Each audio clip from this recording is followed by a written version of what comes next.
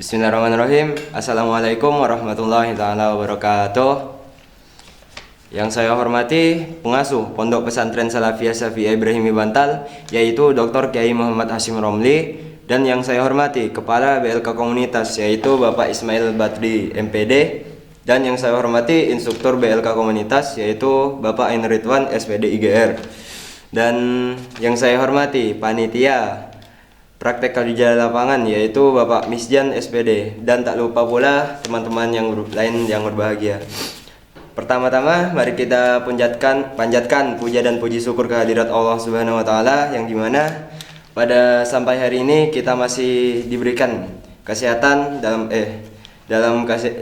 kesehatan dalam keadaan sehat walafiat. Amin ya rabbal alamin. Baik, saya kali ini akan mempresentasikan hasil praktek kerja lapangan. Saya bacakan pengertian praktek kerja lapangan. Praktek kerja lapangan atau bisa disebut PKL adalah bentuk penyelenggaraan pendidikan dan pelatihan kejuruan yang diikuti oleh siswa dengan bekerja secara langsung di dunia usaha atau dunia industri secara sistematik dan terarah dengan supervisi yang kompeten di bidangnya, dengan tujuan memperoleh pengalaman dan kecakapan penguasaan keahlian di suatu bidang hingga mencapai suatu tingkatan keahlian profesional tertentu. Nah, itu dia teman-teman. Selanjutnya, latar belakang praktek kerja lapangan. Praktek kerja lapangan dilaksanakan untuk melatih dan memberikan pelajaran kepada siswa-siswi dalam dunia kerja. PKL juga bertujuan untuk memberikan bekal ilmu dalam dunia kerja agar di masa mendatang para siswa-siswi dapat mampu bersaing di dunia kerja. Itu teman-teman. Tujuan dari praktek kerja lapangan, yaitu yang pertama, bertujuan untuk memperoleh wawasan tentang pengalaman menjadi seorang pengusaha. Dan yang kedua, bertujuan untuk memperoleh pengalaman dari pekerjaan nyata yang sesuai dengan teori yang diperoleh di sekolah. Dan yang ketiga, menumbuh kembangkan sikap profesional yang dibutuhkan siswa dalam memasuki lapangan dunia industri nantinya. Nah, itu teman-teman. Waktu dan tempat pelaksanaan praktek kerja lapangan. Waktu pelaksanaan PKL atau praktek kerja lapangan pada tanggal 10 Januari 2022 sampai 20 Maret 2022. Dan lokasi dilaksanakannya PKL yaitu di BLK Komunitas Salafiyah Syafi'iyah Ibrahimi. Baik.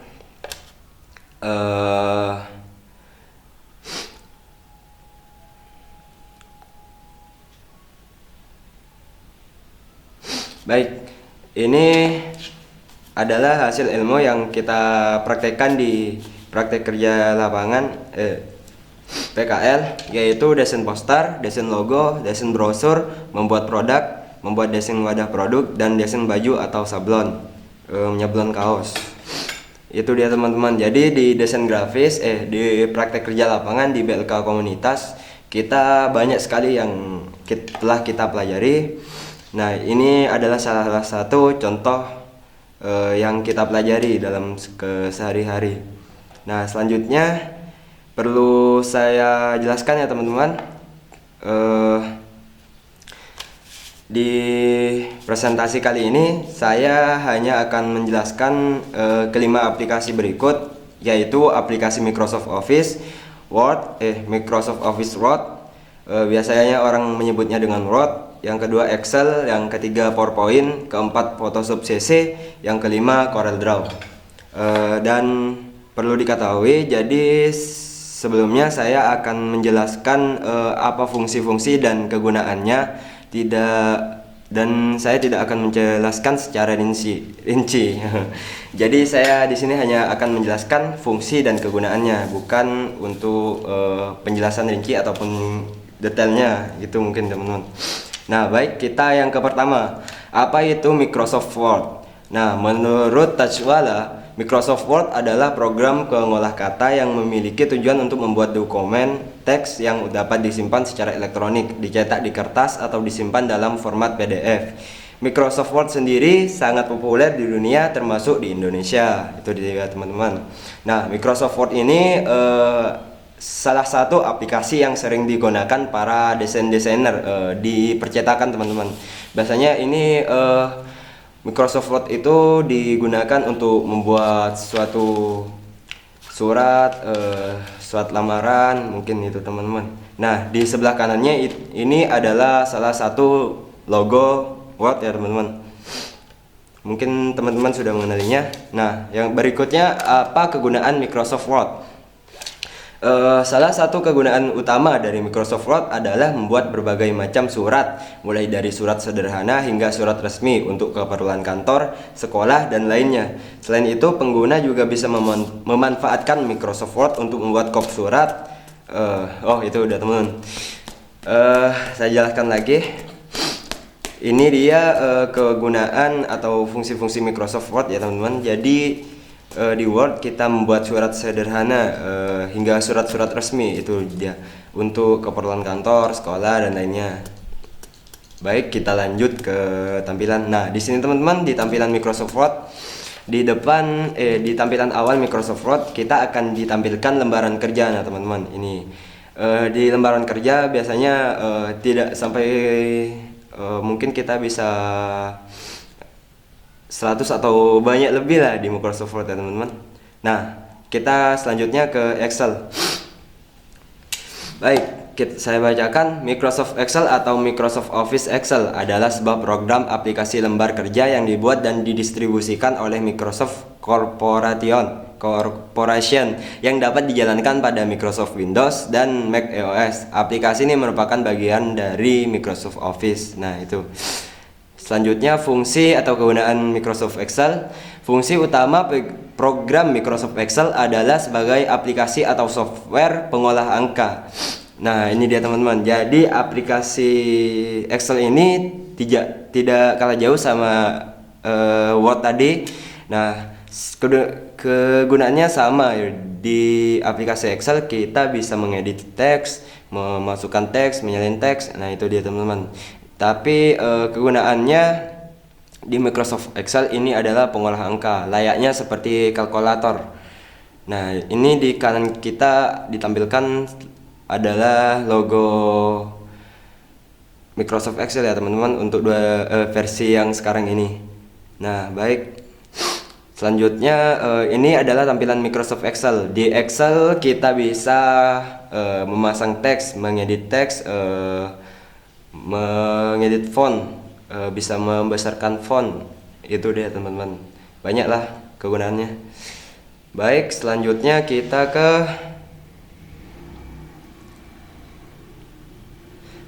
selanjutnya ke pengertian Microsoft PowerPoint ya teman-teman.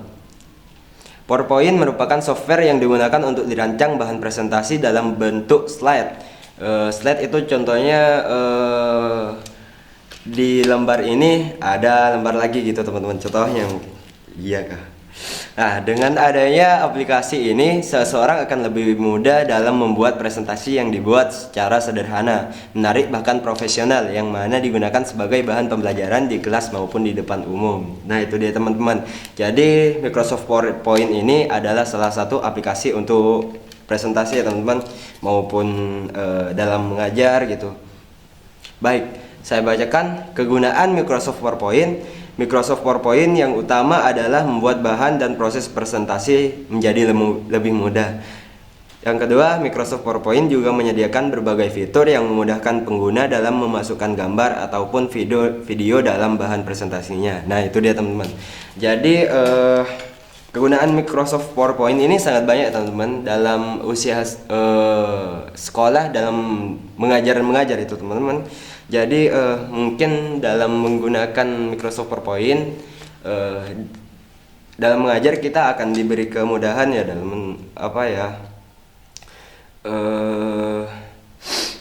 di Microsoft PowerPoint. Dengan presentasi menggunakan Microsoft PowerPoint, pembelajaran itu menjadi lebih menarik dan teman-teman, intinya lebih singkat lah, lebih dimudahkan untuk mengajar. Baik, selanjutnya ini adalah tampilan Microsoft PowerPoint. Nah, di tampilan awal kita hanya akan diberikan satu slide aja teman-teman. Jadi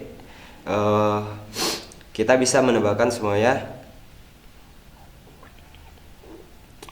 Baik, selanjutnya kita ke Adobe Photoshop. Nah, Di Adobe Photoshop atau Photoshop adalah salah satu perangkat baik. Kita ulang lagi. Baik teman-teman, kali ini kita akan menjelaskan Photoshop CC. Nah, di sebelah kanan ini adalah salah satu logo Photoshop CC. Ini bukan logo sebenarnya teman-teman. Jadi logo sebenarnya yaitu kotak. Ini saya ngambil di Google. Baik, saya jelaskan. Saya bacakan. Adobe Photoshop atau Photoshop adalah satu perangkat lunak pengedit gambar atau bitmap yang dikembangkan oleh Adobe System. Nah, fitur-fitur Photoshop juga sangat komprehensif ya teman-teman, dan dapat menerima model warna yang berbeda seperti RGB, CMYK, lap color, grayscale, bitmap, dan dual tone. Nah, itu dia teman-teman. Jadi Photoshop CC ini adalah salah satu aplikasi pengedit gambar, pengedit foto ya intinya lah teman-teman. Kita ingin mengedit foto, jadi untuk fitur-fitur yang lengkap ada di Photoshop CC teman-teman. Baik, selanjutnya pengertian Adobe Photoshop CC. Bentar, dalam format file, Photoshop dapat membuka dan menyimpan gambar dalam format JPEG, JPG, PNG, GIF, dan format raster lainnya. Akan tetapi, software ini juga mendukung format file khusus dan mampu mengidentifikasi perangkat lunak yang digunakan. Nah, itu dia teman-teman. Teman-teman. Jadi di Adobe Photoshop kita tidak sembarangan membuka file yang bukan file untuk dibuka di Photoshop, nah teman. Jadi ada batasnya lah. Jadi seperti JPEG, JPG, PNG, GIF itu bisa dibuka ya teman-teman di Photoshop CC. Nah, selanjutnya kita ke fungsi utama Adobe Photoshop. Nah, yang pertama bisa menggabungkan dua gambar atau lebih ke gambar yang baru. Jadi ini teman-teman. Jadi di Photoshop CC kita bisa menambah layar baru lagi. Andainya di sini ada gambar, di depannya ada gambar lagi. Contohnya seperti itu teman-teman. Jadi di Adobe Photoshop itu lebih banyak fiturnya teman-teman dibandingkan di mobile. Nah, yang kedua menghapus objek dalam gambar. Istilahnya kita menghapus objek bisa seperti menghilangkan background, itu contohnya teman-teman, menghilangkan latar belakang. Seumpamanya kalian foto dan di belakangnya ada orang, kita bisa mengolahnya, mengeditnya menggunakan tool-tool yang ada di Photoshop. Dengan satu klik saja bisa hilang ya teman-teman, orang-orang yang mengganggu itu, orang ketiga. Baik, yang ketiga berikan atau ubah warna. Jadi di Photoshop CC kita bisa memberikan memberikan warna ataupun merubah warna. Contohnya menggunakan hue saturation, kita bisa dari warna merah menjadi warna biru ya teman-teman. Nah, yang selanjutnya pada nomor 4 di Photoshop CC kita bisa mengubah ukuran gambar menjadi lebih kecil atau lebih besar. Nah, itu teman-teman. Dan yang kelima kita bisa mempertajam kualitas warna dan gambar. Nah, itu dia teman-teman, di Photoshop CC kita sudah diberikan fitur untuk menajamkan gambar ataupun warna ya di teman-teman. Istilahnya di mempertajam kualitas warna kita bisa menaikkan seperti contohnya saturasi maupun free balance ya teman-teman. Nah, di situ dia teman-teman. Mungkin saya akan jelaskan perbedaan antara free balance dan juga saturasi. Nah, untuk free balance, jadi kita di Photoshop CC meninggikan free balance itu hanya meninggikan warna sebagian saja teman-teman.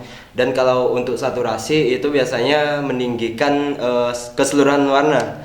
Jadi itu perbedaan antara free balance dan juga saturasi. Nah, selanjutnya kita ke nomor 6. Jadi di nomor 6 ini kita bisa membersihkan atau mempercantik gambar. Nah, itu dia teman-teman.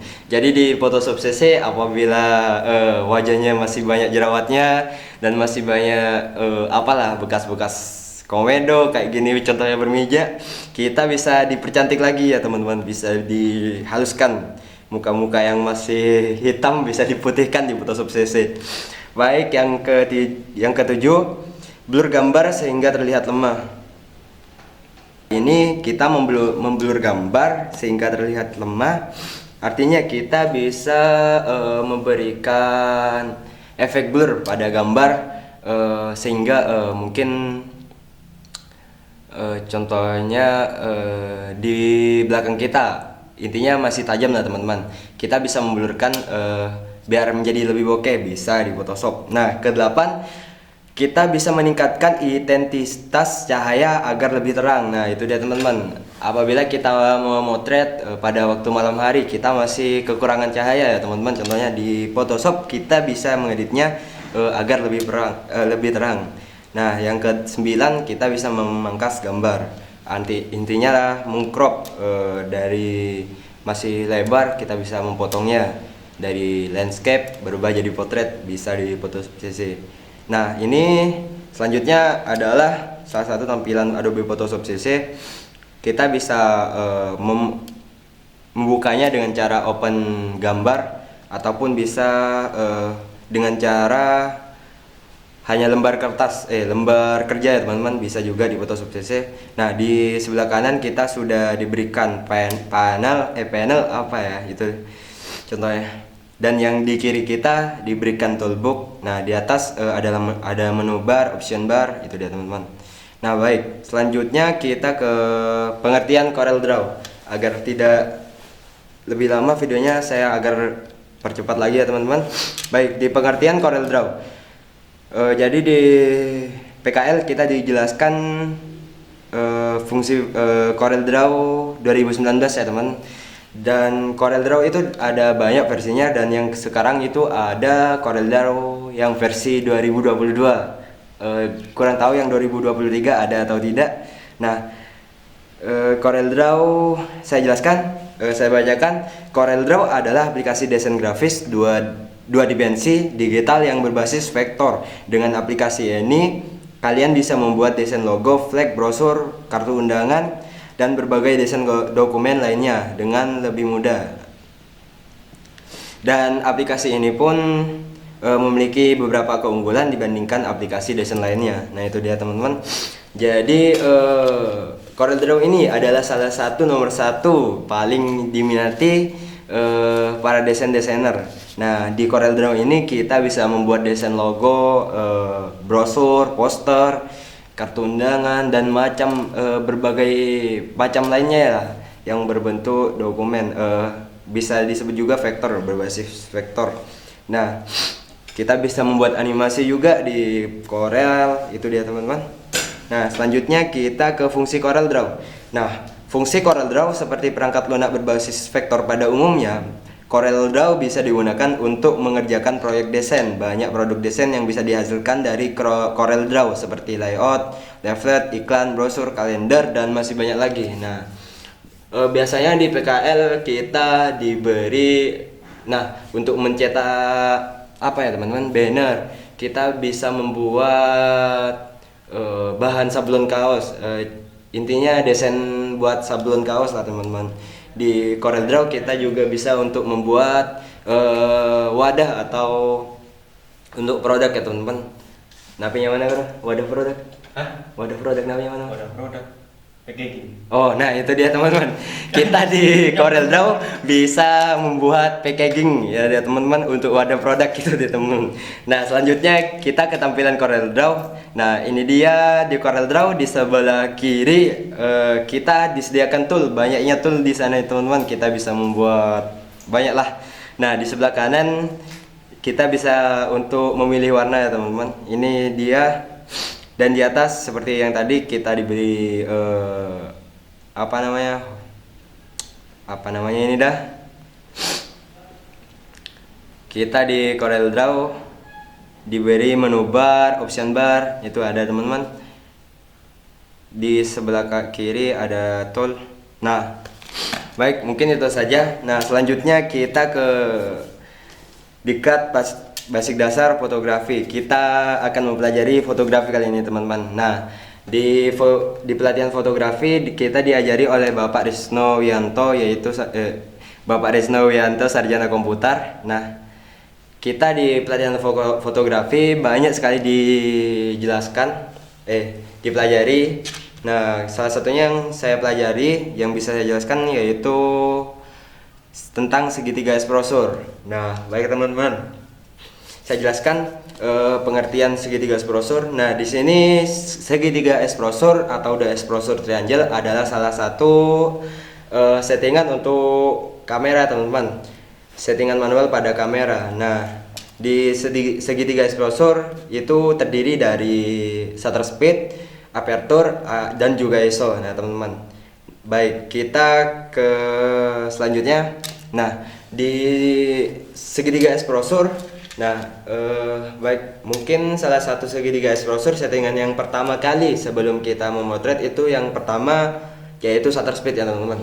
Saya jelaskan, saya bacakan apa itu yang dimaksud shutter speed. Nah, shutter speed merupakan kecepatan rana ketika menangkap gambar atau suatu objek. Ketika objek yang lain akan dipotret bergerak cepat, maka dibutuhkan shutter speed yang tinggi pula agar gambar tertangkap dengan baik dan tidak blast atau blur. Nah, itu dia teman-teman. Jadi shutter speed itu adalah salah satu kecepatan rana ya teman-teman pada settingan manual ataupun segitiga esprosur. Nah, shutter speed ini kita bisa digunakan untuk long exposure fotografi. Intinya kita bisa memotret apabila lampu itu digerakkan, mungkin seperti efek lampunya masih berjalan itu teman-teman. Apa itu namanya, lupa. Nah, intinya di shutter speed ini apabila shutter speednya ditinggikan, jadi penangkapan cahaya pada kamera itu sangat lebih cepat ya teman-teman. Artinya tidak blur lah, tidak blast itulah teman-teman. Apabila kita rendahkan shutter speednya, mungkin itu akan apabila memotret objek yang gelap, jadi itu mungkin objeknya akan menjadi blur atau blast. Nah, efek dari shutter speed ini ada teman-teman pada cahaya. Intinya apabila kita meninggikan aperture ini, shutter speed ini, jadi kita akan menurunkan sedikit cahaya teman-teman. Jadi apabila kita shutter speednya hingga 500, mungkin hasil gambarnya akan jadi lebih gelap. Apabila kita turunkan shutter speednya, mungkin agak lebih terang ya teman-teman. Itu ngaruh juga pada cahaya shutter speed. Nah, selanjutnya ke aperture. Saya bacakan, aperture sering disebut sebagai bukaan. Aperture adalah bukaan diafragma pada kamera yang berfungsi mengatur jumlah cahaya yang masuk ke dalam sensor. Nah, jadi aperture ini bisa disebut sebagai bukaan pada kamera ya teman-teman. Nah, saya jelaskan. Nah, jadi aperture ini salah satu yang sering dipakai pada lensa-lensa. Nah, apabila aperturnya lebih kecil, itu lebih banyak menangkap cahaya teman-teman. Jadi kalau pakai aperture yang f1,4, jadi baik, kita lanjut. Nah, jadi di aperture ini kita bisa memberikan efek blur atau bisa disebut dengan juga bokeh ya teman-teman. Jadi apabila kita f-nya dijadikan 1,4, jadi pada hasil foto kita akan mengambilnya secara blur, backgroundnya akan menjadi blur. Nah, apabila kita tinggikan menggunakan f11 ataupun ke atasnya, f dari 5,6 sampai f11. Nah, jadi semua hasil foto akan terlihat lebih tajam, jadi tidak blur, semuanya akan terlihat lebih tajam. Biasanya digunakan untuk foto bersama itu teman-teman. Nah, untuk yang blur biasanya digunakan untuk foto hunting, untuk foto-foto sendiri lah intinya teman-teman. Jadi itu. Nah, jadi seperti yang tadi saya jelaskan, ini juga ngaruh pada cahaya teman-teman. Jadi lebih kecil dia akan lebih terang. Apabila kita tinggikan maka mungkin akan menjadi gelap ya teman-teman. Nah, selanjutnya ke settingan terakhir yang ketiga, yaitu ISO. Saya bacakan apa itu ISO kamera. Dalam fotografi, ISO diartikan sebagai suatu ukuran yang menentukan tingkat sensitivitas cahaya dalam sensor kamera, di mana saat kamu mengaturnya dengan tingkatan tinggi, maka sensor juga akan lebih sensitif terhadap cahaya yang masuk. Nah, itu dia teman-teman. Jadi ISO itu dihitung dari 100 sampai tinggi sekalipun. Dari ISO 100 mungkin sampai 25.600 itu teman-teman. Jadi ISO itu tidak terbatas, mungkin kalau sekarang ya. Jadi bisa lebih tinggi lagi lah dari yang ini. Nah, apa sih fungsinya ISO? Nah, di ISO ini di settingan terakhir kita fungsinya untuk cahaya teman-teman. Mungkin pada saat motret di siang hari kita menggunakan ISO di 100 sampai 400, jangan lebih dari itu. Nah, kalau seumpamanya lebih dari itu mungkin hasil fotonya akan terlihat apa ya teman-teman. Intinya, woi, dari mana tadi dah? Baik, kita dari ISO tadi yang terpotong. Nah, di sini saya jelaskan ISO ya teman-teman. Nah, ISO itu adalah suatu peningkatan cahaya teman-teman pada kamera. Nah, misalkan kalian memotret pada siang hari, jadi kita hanya membutuhkan itu dari ISO 100 sampai 400 ya teman-teman. Kita bisa menggunakan 200, apabila kita kekurangan cahaya bisa menggunakan 400 mungkin itu teman-teman. ISO banyak ya teman-teman, bisa 125. Sekarang sudah lebih canggih lagi, kita bisa men-settingnya lebih banyak lagi teman-teman. Nah, mungkin itu saja dari saya. Sekian, kurang lebihnya mohon maaf. Jadi sebenarnya apa yang kita dapatkan dari BLK, dari praktek kerja lapangan BLK komunitas, kita banyak teman-teman.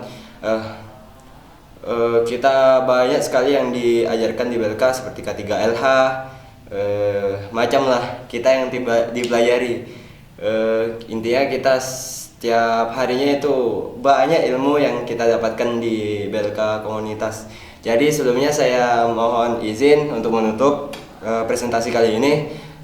Seluruh ilmu yang saya dapatkan dari SMK maupun BLK, seluruhnya saya mohon terima kasih kepada Ketua BLK Komunitas, Kepala Sekolah SMK Al-Hasimi, dan juga instruktur BLK Komunitas yaitu Bapak N. Ridwan. Dan teman-teman yang berbahagia semuanya, saya ucapkan terima kasih. Kurang lebihnya mohon maaf. Wassalamualaikum warahmatullahi taala wabarakatuh. Waalaikumsalam warahmatullahi taala wabarakatuh.